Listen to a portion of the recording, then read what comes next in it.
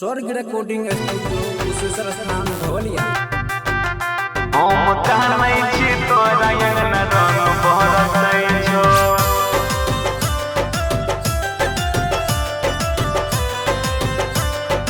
रंग बरसै छौ। हम कहनै छी तोरा अंगना रंग बरसै छौ, रंग बरसै।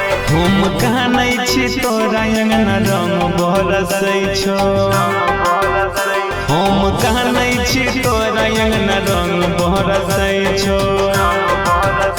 मोहन तरसै छौ, मोहन तरसै छौ, मोहन तरसै छौ, मोहन तरसै छौ।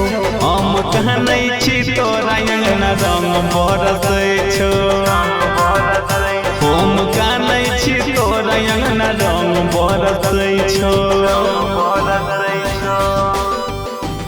हम कहनै छी तोरा अंगना रंग बरसै छौ,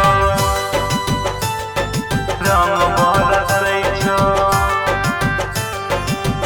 सैया तोहर रंग तो चोली के गे चोली के गे, सैया तोहर रंग तो चोली के गे चोली के गे।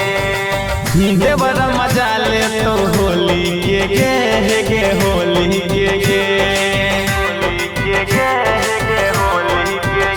दिल हरसै छौ, दिल हरसै छौ, दिल हरसै छौ, दिल हरसै छौ। हम कहनै छी तोरा अंगना रंग बरसै छौ, हम कहनै छी तोरा अंगना रंग बरसै छौ, रंग बरसै छौ।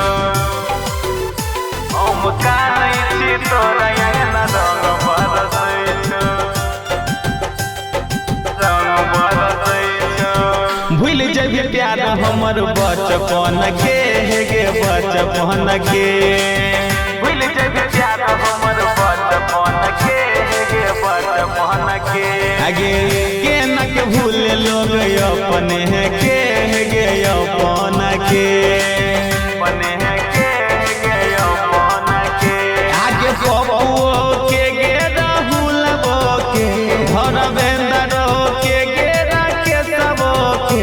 विपिन राय सरवन पावे तरसै छौ,